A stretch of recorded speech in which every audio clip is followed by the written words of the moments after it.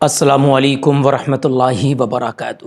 مجھے امید ہے آپ لوگ خیریت سے ہوں گے۔ اللہ پاک آپ لوگوں کو اسی طرح سے خوش رکھے، آباد رکھے۔ بڑی دردناک خبر ہے، آپ سے گزارش ہے خبر پوری سنیں۔ دوستو، دو دوست تھے، سمود اور پرمود۔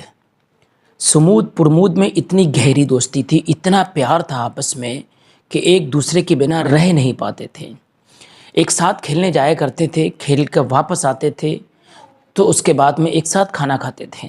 اسکول جانا، ایک ہی اسکول میں دونوں کو پڑھنا، ایک ہی ساتھ پڑھائی کرنا، ایک ہی ساتھ کوچنگ کرنا، یہاں تک کہ بڑے ہو گئے، دوستی ختم نہیں ہوئی۔ بڑے ہونے کے بعد میں کامیاب بھی ہو گئے، دوستی ختم نہیں ہوئی۔ جاب لگ گئی، دوستی ختم نہیں ہوئی۔ ایک ہی کمپنی میں جاب کیا کرتے تھے، ایک ہی روم لے کر اس میں رہتے تھے، وہیں سے جاتے تھے جاب کرنے کے لیے کمپنی میں۔ جی ہاں دوستو، سمود اور پرمود۔ سمود بڑا تھا، پرمود چھوٹا تھا۔ جس کمپنی میں یہ کام کرتے تھے اس کمپنی میں ایک لڑکی آتی تھی سارے لوگوں کو کھانا بانٹنے کے لیے۔ وہ اپنے گھر سے ٹفن سب کا لے کر آتی تھی۔ ان دونوں کے ٹفن بھی بندھے ہوئے تھے۔ وہ ٹفن جو تھے وہ ان کے روم پر پہنچانے جایا کرتی تھی۔ لڑکی دیکھنے میں اچھی تھی۔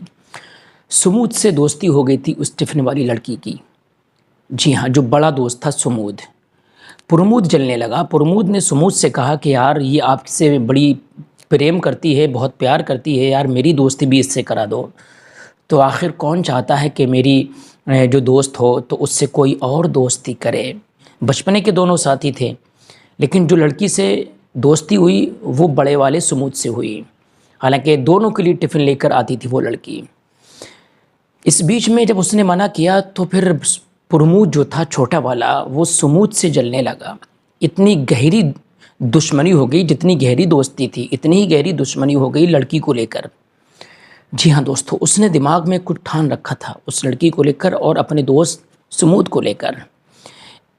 وقت گزرتا چلا گیا، اسی طرح سے دونوں آپس میں جلتے رہے، لڑتے رہے، جھگڑتے رہے لڑکی کو لے کر۔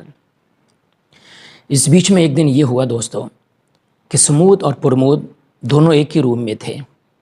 کھانے کا وقت ہو گیا تھا، ٹفن آنے ہی والا تھا۔ اتفاق سے کچھ چیز بازار سے سمود کو لانا تھی۔ سمود بازار چلا گیا، بازار خریدنے کے لیے سامان گیا ہی تھا، اسی بیچ میں وہ لڑکی ٹفن لے کر آ گئی۔ ٹفن جب لے کر آئی تو دونوں کا ٹفن تھا، تو سمود تو بازار گیا تھا، اس کا ٹفن بھی رکھا، پرمود وہیں روم پر تھا۔ تو پرمود کے ذہن میں غلط خیال پیدا ہو گئے، طرح طرح کے خیال آنے لگے۔ اس نے اندر سے کنڈی لگائی، اس سے بات چیت کرنا شروع کر دی۔ لڑکی صاف دل کی تھی، بات کرنے لگی، لیکن اسی بیچ میں اس نے اس لڑکی کا گلا دبا اور اس کی ہتیا کر دی۔ جی ہاں، اور میں یہ بھی بتا دوں اس کے ساتھ پہلے گھنونا کام بھی کیا، زبراً اس کے ساتھ گھنونا کام کیا، پھر گلا دبایا، اس کی ہتیا کر دی۔ اس بیچ میں اس نے سوچا کہ اب سمود آنے والا ہے، وہ گھر سے فرار ہو گیا۔ گھر سے فرار ہونے کے بعد فوراً پولیس کو پرمود نے فون کر دیا کہ فلاں فلاں جگہ پر ایک لڑکی کی لاش پڑی ہے۔ تو اتفاق سے سمود بھی کمرے کے اندر آ چکا تھا۔ جب پولیس آئی تو سمود کو اور اس لاش کو یعنی کہ باڈی کو ایک ساتھ پایا۔ جی ہاں، پولیس تو چاہتی ہے ثبوت، جو موقع پر ہے وہی مجرم ہے۔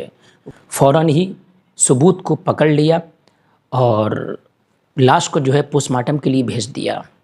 جب اس کا چیک اپ آتا ہے، جب اس کی رپورٹ آتی ہے تو اس میں بلاత్కాر کی رپورٹ آتی ہے، تو اس پر بلاత్కాر کی دھارا لگ گئی۔ سمود پھنس گیا، پرمود کا کوئی نام و نشان نہیں، سمود پھنس گیا کیونکہ وہ موقع پر تھا۔ سمود کو جیل ہو گئی۔ وقت گزرتا رہا، گھر والے آتے تھے، بیوی بچے آتے تھے، مل کر چلے جاتے تھے، ماں باپ آتے تھے، مل کر چلے جاتے۔ کیس لڑتے رہے، لیکن مجرم تھا، اس کو پھر پھانسی کی سزا ہو گئی۔ بلاత్కాر موقع پر موجود تھا، پھنس گیا، اس کو پھانسی کی سزا سنا دی گئی۔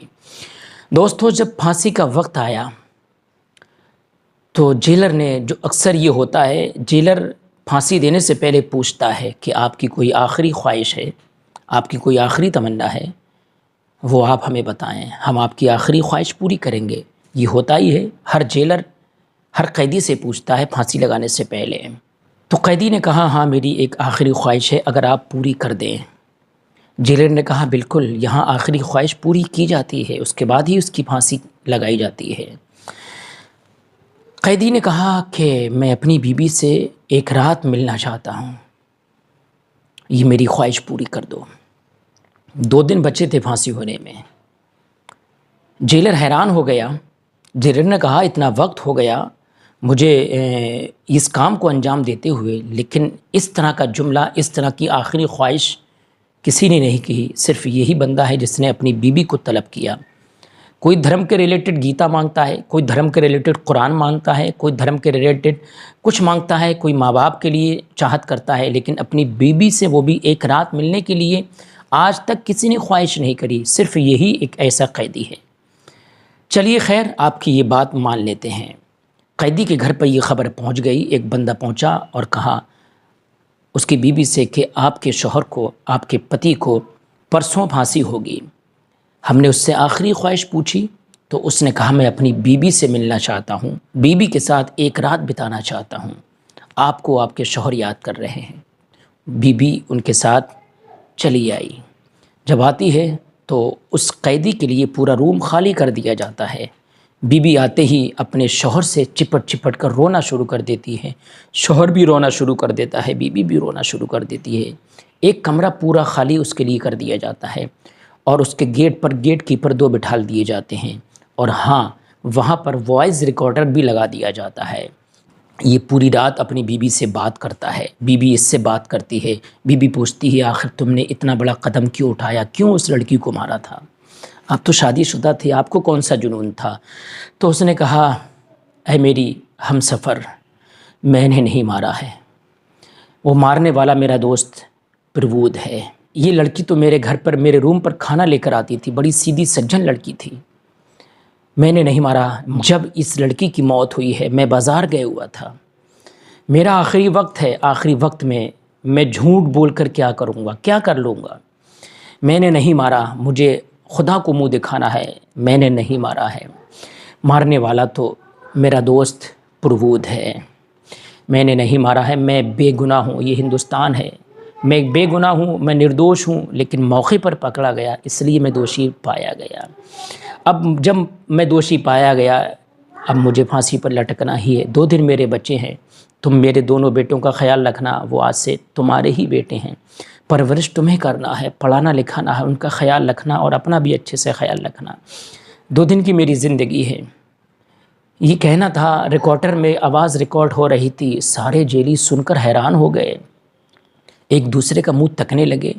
सारे जेली रोने लगे उसकी बातें सुनकर। बड़ी दर्द भरी बातें थी उसकी बातों में सच्चाई नज़र आई। उसकी आंखों में जो आंसू निकल रहे थे वो सच्चाई वाले आंसू निकल रहे थे। बीबी सुन रही है, देख रही है, रो रही है। सारे जेली, सारे कैदी उसकी आवाज़ सुन रहे हैं। पूरी रात इसी तरह से अपनी बीबी से बात करी उसने। इसी तरह से उसने कहा मैं निर्दोष हूँ, लेकिन ये भारत का कानून है, जो मौके पर था वो चाहे निर्दोष हो, मुजरिम वही है, तो इसलिए मैं मुजरिम हूँ, मुझे फांसी होगी, उसको फांसी नहीं होगी, उसका तो कोई पता निशानी नहीं है। ये कहते कहते पूरी रात गुजर गई। सुबह होती है, नाश्ता आता है, न शौहर ने नाश्ता किया, न बीबी ने नाश्ता किया, एक दूसरे का मुंह तक रहे हैं और रो रहे हैं, घड़ी देख रहे हैं। 9 बजे का टाइम था जुदा होने का। 9 बज गए। बीबी जब जाने लगी, जाकर फिर वापस आ रही है शौहर के पास, एक दूसरे को देख रहे हैं, रो रहे हैं। ये मंज़र था, ये रुला देने वाला मंज़र था। वहाँ जितने भी जेलर थे, जितने भी वहाँ पर स्टाफ था, उनकी जुदाई देखकर सारे रो रहे थे। जी हाँ, मुश्किल से वो वक्त गुज़रा और वो बीबी रोती हुई अपने घर वापस चली गई। जेलर आया, जेलर आकर पूरा स्टाफ आकर उसके पास बैठ गया। जेलर बैठ गया, सारे स्टाफ वाले बैठ गए, उससे बात करने लगे। कहा अब आपके 2 दिन बचे हैं, आपको फांसी होना है, अब आप नाश्ता कर लें, उसके बाद कल के बाद परसों आपको फांसी होगी। आखिर क्या बात है जो आप रात कह रहे थे अपनी बीबी से कि मैं निर्दोष हूँ, दोषी नहीं हूँ, गुनहगार तो मेरा दोस्त है, मारा उसने था। वो कौन दोस्त है आपका? तो उसने कहा वो मेरा बचपन का दोस्त है, फला फला जगह रहता है। फ़ौरन उसको वहीं से गिरफ़्तार किया, यानी कि दोस्त को गिरफ़्तार कर लिया। गिरफ़्तार करने के बाद में जो 3 दिन के बाद फांसी होना थी, उस फांसी के फंदे पर ये नहीं लटका बल्कि उसका दोस्त लटका जिसने उसको मारा था। इसको बरी कर दिया गया, इसको छोड़ दिया गया। कहा तुम जाइए, तुम्हारा कोई गुनाह नहीं है, मुजरिम वही था। हमने रिकॉर्डिंग इसलिए लगाई, सच हम जानना चाहते थे, सच सामने आ गया। آپ نردوش ہو، آپ گناہ گار نہیں ہو، گناہ گار آپ کا دوست ہے، گناہ گار وہ ہے اسی کو پرسوں پھانسی ہوگی۔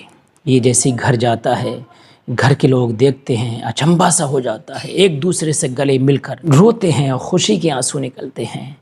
یہ ہے سچائی، برا کرو گے تو برا ہوگا، بھلا کرو گے تو بھلا ہوگا۔ جی ہاں دوستو، یہ ہے بھارت۔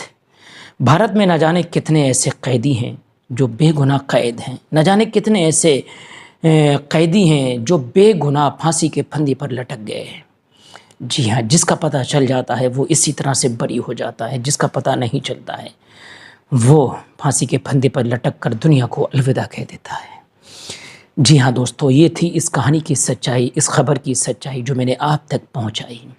اس ویڈیو کو زیادہ سے زیادہ شیئر کریں۔ پھر ملیں گے۔ اسلام زندہ باد، ہندوستان پائندہ باد۔